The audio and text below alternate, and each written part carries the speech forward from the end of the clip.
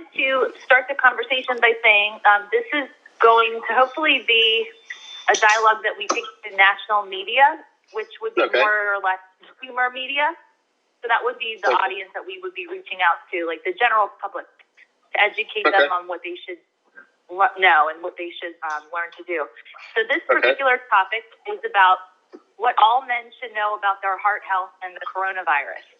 And since June is Men's Health Month, we would like to focus on heart disease since it's the number one cause of death of men, as you know. And we want to illustrate the new risks men face when heart disease is coupled with the coronavirus, which I don't think we've seen too many reports on this. So that's why we would really, that's why we're here today and are gathering your insight. Okay. So the first question is the precautions men with heart disease should take against coronavirus. And here we're looking for maybe 3 to 5 actionable tips. So these should be tips that we can maybe put in a bulleted form, very short and concise. So what comes to mind? When you start thinking about the risk factors of men compared to women, I think that the most actionable risk factors are higher risk behaviors and hygiene. When the studies have looked at males and females and compared them as far as risk factors, one of the things that they found are that men may be more predisposed to worsening infections or higher mortality rates or more serious infections because of underlying health conditions, which include hypertension, diabetes, and renal disease, and anything to do with the heart that puts a strain. But those aren't modifiable. So when you start thinking about modifiable risk factors, it really is things like hygiene and higher risk behaviors. And what you mean by that is what they noticed from these studies is that females compared to males are more apt to wash their hands, to maintain social distancing, and also to just be a little bit more aware of their surroundings. And that's what they think may attribute to the gender difference between why coronavirus is affecting males more than females. And that would be one actionable thing that I think that males should be aware of.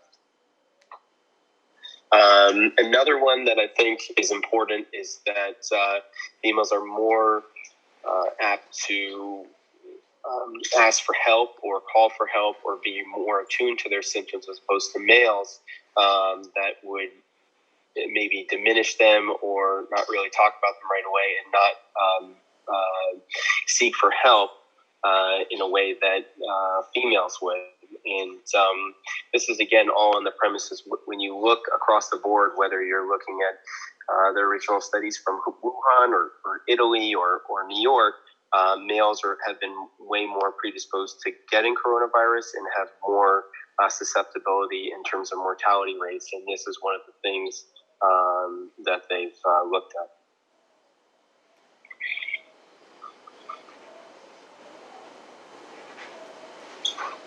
Great. And would you say maybe a third one or advice would be, as we've read and learned from talking with other experts at MCVI and MCI and the other institutes, is that screenings were stopped. So maybe their actionable tip would be to go with your annual screening. I think it's all along the same paradigm. That females are more in tune to maybe symptoms, or more in tune to just I don't want to say taking care of themselves, but are a little bit more cautious when it comes to COVID, and I think that screening would be important. Cigarette smoking also is an interesting modifiable thing. I mean, I don't think that's as easy as just getting more screening or maintaining social distancing, but that one's that's something that possibly could be looked at, because they're finding that some of the enzymes that or hormones that increase when you smoke are also elevated. And that seems to be linked to coronavirus, and that's the ACE2 enzyme. And that also is something that, this is a non-modifiable risk factor, but that's something that also occurs more in males and more in the lungs. And I think that's why that might be one of the reasons why males are more susceptible to it than females. And that's along the lines of cigarette smoking. But I actually don't know the rates if males smoke more than females. So. Yeah. Okay. So would you just recommend maybe cessation of smoking if you have health? Yeah, I just don't know if I would tie that in here, because that's just more of a global, more actionable thing that I would focus on, which is just cigarette smoking. But I don't know if I would directly tie that into coronavirus rather than just general health.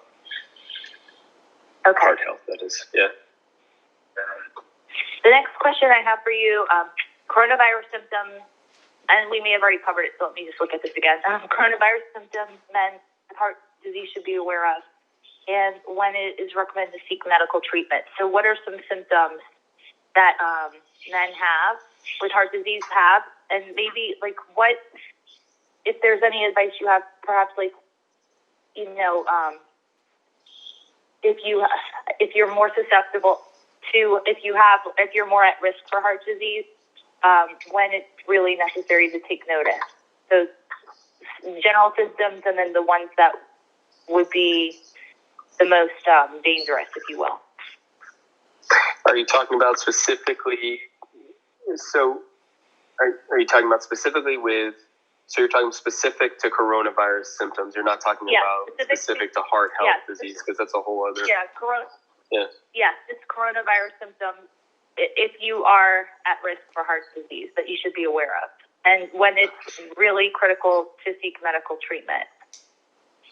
Well, I think that, those are the general coronavirus symptoms, which are going to be having trouble breathing or dyspnea, dry cough, fevers.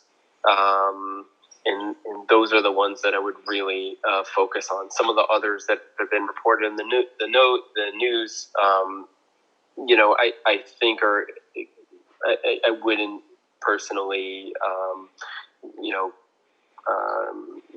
bank on, because I think that would be a little bit bring too many people in. But I think that any of those cardinal symptoms would be really something to be aware of.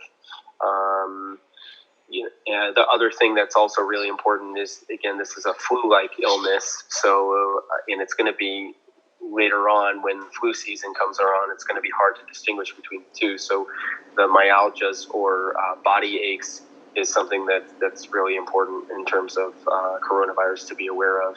And just, it's tough. I hesitate because, if someone's feeling a little bit tired, you don't want to send everyone to the hospital, because I'm feeling a little bit tired now. But again, I think going along the lines of flu-like symptoms or change in your normal everyday routine in terms of how you're feeling is important. Okay. And with regard, since you mentioned the flu shot, is that something you recommend for men who are at risk for heart disease in general? Yes. So, every year we encourage all our patients to get the flu shot. Anyone that, in a sense, is going to have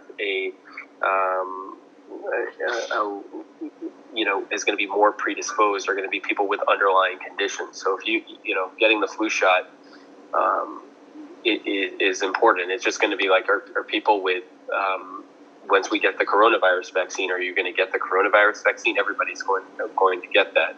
And I don't think it's, and so it should be along the same lines. I mean,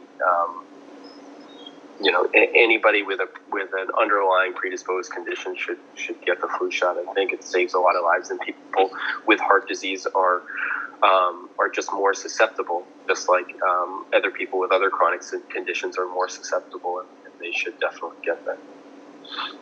Okay. And then what other preventative measures would you advise heart patients to take in terms of this and the coronavirus, and down the road as flu season starts, besides the flu shot, of course? So I think one of the most important things that we've been talking about in the medical community and from the cardiology community is the difference between, how can I put this, is the fear of coming to the hospital. So, and especially in patients that are have pre-existing risk factors for having a heart attack or ST elevation MI. And, while the mortality rate for coronavirus is about 3%, those patients that are actually having a heart attack, if you get untreated, it's 30%. So it's something that you don't really want to minimize when you're having any symptoms. Because what we're seeing since coronavirus is kind of swept over the United States is that people are coming in later. Their response time to calling 911 is much later than it was before. And I think we're seeing sicker patients in the hospital, and the mortality rates from that are going up. I don't think that because coronavirus came around that there have been less people that have had heart attacks. I just think that people are really afraid.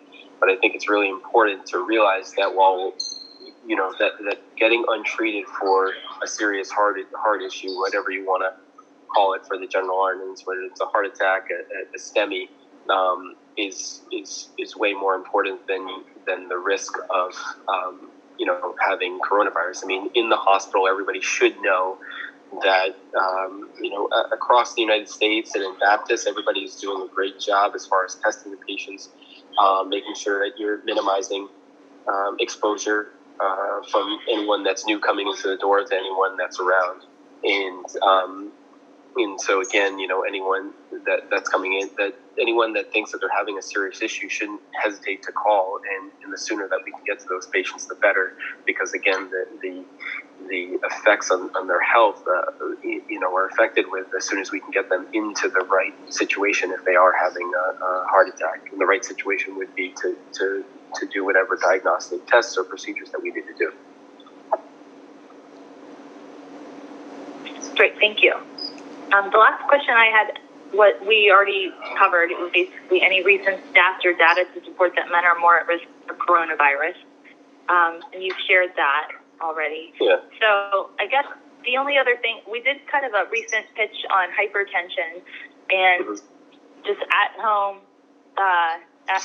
measures you can take, basically on knowing your numbers, being able to take your blood pressure.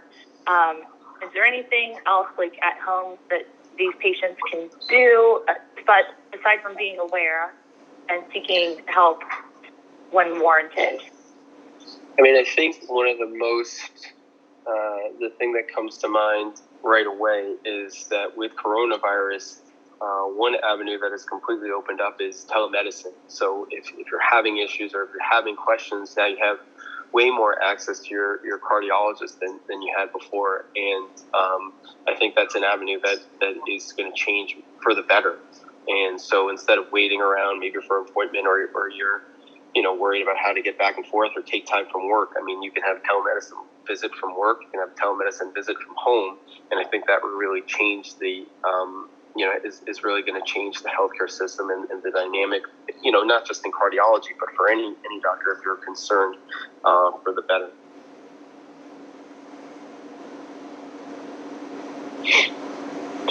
Great. And just out of my own curiosity, have you seen an increase in heart patients due to coronavirus? This is just from my own curiosity. Yeah, well, no, across so originally, or not originally, let's go back 8 weeks ago across the board, just like I said, I think people were so afraid to come to the hospital that everything was down. And now we're seeing the volumes go up, which I think are important because I think people are becoming more comfortable coming to the hospital, but they're still not where they were before COVID. I mean, maybe that difference, I think we're maybe at 70 to 80% of the volume, and that 20% maybe, I'm not sure why that's, when that's going to come back or if that needs to come back, or maybe people are getting more access to care through telemedicine visits and figuring out different ways to get their medical needs addressed besides coming into the hospital for the emergency room. But I think to answer your question, there's a lot of sequelae from coronavirus, from heart disease. But the numbers from the whole, especially from the inpatient side, have gone down a lot. But you're seeing more of the curve is starting to go up as I think people feel more comfortable coming to the hospital. Okay, but great. We didn't have, if you're asking if from our consult service or from our visits to the hospital, did we go up in the amount of people that we're seeing? The answer is no. It actually went down, which goes along. Okay, great. Yeah. And then I guess so now would be the time, I guess, for people to start resuming annual appointments. Would your advice be then to either book your annual appointment or a telemedicine visit? I think that's tricky. I think, okay. I think that's a little bit tricky to answer right now. I think we're still kind of understanding the impact of telemedicine, and I think that, like I said, I mean, having easy access to healthcare is definitely a plus. But I don't think that you'll ever be able to replace seeing the patient, putting a stethoscope on the patient, listening to their heart and to their lungs, and getting more of a feel for them. It would be a hard place to replace that. I don't think that it will, but I think that if it's something simple or if you're just concerned, then telemedicine gives you good access to your cardiologist. But for routine appointments, I wouldn't, put a telemedicine visit instead of a routine appointment for a cardiologist. I mean, they need to see you. So. Okay. Yeah, gotcha. So we'll just recommend that, to start making sure to rebook it or reschedule your annual visit if you haven't done so.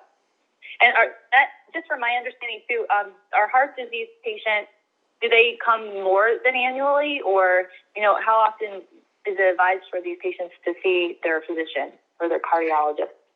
It just depends on the type of heart disease that you have. I mean, it's such a general category. If you have high blood pressure, then, that's very different from someone that has congestive heart failure, and you're going to see those patients way more often. And if it's someone that you have been seeing with congestive heart failure for a while, for 3 or 4, after a year, they're probably on a good regimen. So maybe you'll see them every 3 to 6 months. But in the beginning, you'll see them way more because you want to make sure that they're optimized from making sure that they don't have any fluid in their lungs or fluid in, or any edema or anything like that. So it just depends, again,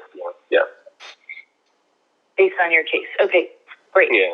And that's all of the questions I have on my end. Carmen, are there any from the web team or? I just have a quick question, Dr. Elias. Any new developments on the intraoperative imaging world as it relates to procedures or techniques or technology that you think that are important for just us to know in the marketing department? I'm not sure if we talked about Fusion software. That's something that we got, I think, about 6 months ago. And that's looking in being able to fuse, in a sense, the images that the interventionalist or the proceduralist, the person doing the procedure, with what you're seeing as the image guider. And so a lot of times there's a little bit of a gray area, and it's hard to visualize where you are, because one person is looking at an X-ray while me, the imager, is looking at an ultrasound or an echocardiogram. And it's hard for the person that's looking at the X-ray to put their catheters in the right place. So this technology has been able to basically identify landmarks on the ultrasound echo machine that you could actually place on the X-ray machine. So we're, in a sense, speaking the same language. So that's been pretty useful. And this is Fusion software, correct? Yes. Yep. Is it a particular pharmaceutical vendor or someone that we work with? Yeah, It's with Phillips, and let me just see. So I can reach out to Julie for more information, right? Yes, you can. Okay. But hold on, let me just see. And was this developed in conjunction with MCVI? No, this is a global platform that they Echo Navigator is what it's called. Echo Navigator. Yeah. But you should know about it, and I think it's been really useful and helpful, especially for cases where, in certain cases, I'm going to have specific details, but yeah. Can I ask something about that? Okay? Sure. Yes. Hey, doctor, thank you. Is the Fusion software work in real time? You get two separate interventionalists in remote locations, or how? No, so normally the way that the cath lab room is set up is on one side you have the person that's doing the procedure, and then the other side, if it's an image guided procedure, you have the person that's doing the imaging. Right. But the person that's doing the imaging is using ultrasound or echoes. And the person that's doing the procedure looks at both screens. They look at the ultrasound and they also look at the X-ray.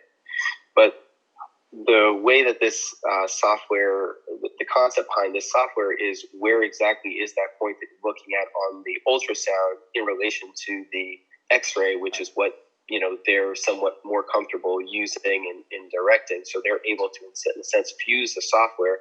So if we're saying that, on a clock, if we're at 12 o'clock, and I say it's at 12 o'clock on the echo, where is it on the X-ray? It might actually be at 6 o'clock or at 5 o'clock. So it's at a different point in a different angle. So you can actually mark it on their X-ray with, let's say a red circle and say, okay, that's where you kind of need to go to get your catheter, your wire through. Okay. Wow. I mean, Perfect. Yeah, it's pretty interesting. We have two blogs, John. Two blogs. Oh God, it's just growing. Can I ask a quick question of the doctor on going back to the previous topic on heart disease, underlying heart disease in men versus underlying heart disease in women? More men are testing positive for COVID than women. Are more men with heart disease seeing more serious complications from COVID than women with heart disease? Do we know that? Or? In terms of heart disease, no. I know some interest. I mean, the facts I know as far as males compared to females is that a man is 40 to 50%. Their mortality rate is 40 to 50% higher than a female. Wow. And that's been verified in New York, Italy, and Wuhan. For some reason, I don't know, in South Korea, men are less susceptible. I have no clue why, but that seems to be the underlying theme. They've been looking at differences in sex hormones. Maybe the progesterone and estrogen from the female has some kind of benefit in terms of immunity. Females, as you guys know, have two X chromosomes, so maybe that other X chromosome, which we know has more immune genes, provides some benefit. And they've been doing some, bench and lab research to kind of verify that with mice. And then the other thing is this enzyme that's been produced in the lungs, which is this ACE2 enzyme for angiotensin converting. Actually know the last word, but it's the ACE2 enzyme, right. And for whatever reason, it's more concentrated in males than females, and that actually is something that they're linking towards the virus being able to bind to in terms of cell entry. Right. Okay. So heart disease is not a big factor in all of this, I guess, and the male.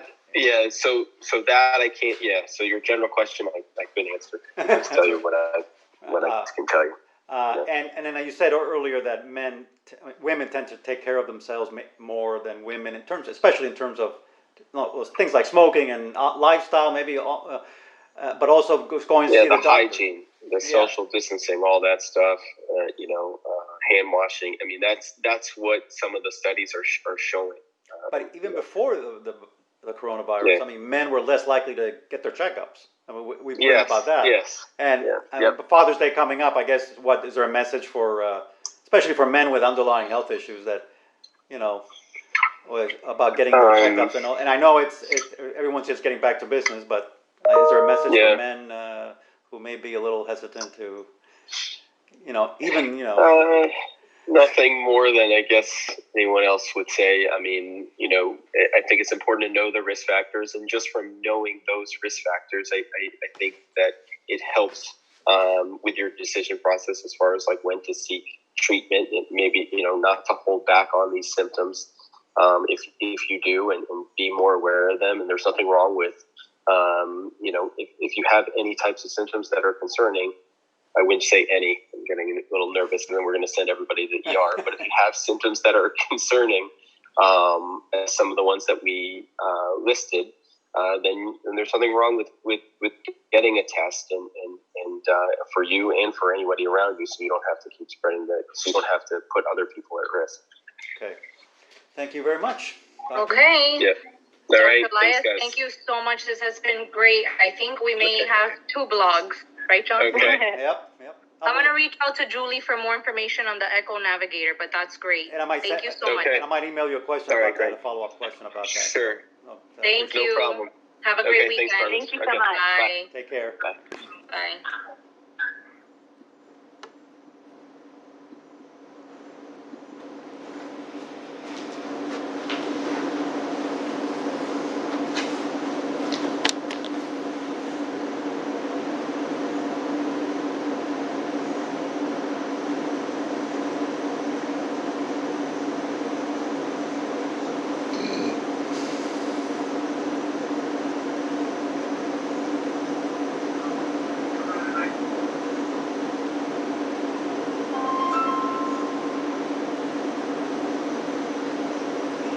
Hello? Hold on. I'm going to send an email to Julie Okay. and copy you. And let her know that we spoke to Dr. Elias. And if she has more information on this Echo Navigator. Yeah, that's what he said. Fusion, he also called it Fusion software. I mean, I have to figure out, so what to look up, what to research, under what brand name. Maybe Fusion software is a generic kind of term, and Echo Navigator is the actual brand, or... I found information on the Philips website. Oh, okay. I just want to let her know if there's anything is there anything she knows separately, or if we just, you know, use the information on the website. I'm also going to ask her if I can use that video that Philips has so we can use it. Yeah, that's good, because they're usually pretty good. I haven't seen it yet, but they're usually pretty good. The animated video? Oh, it's a demo. Oh, good. Okay. All right. Okay. Bye. Bye. Let me know. Okay, bye.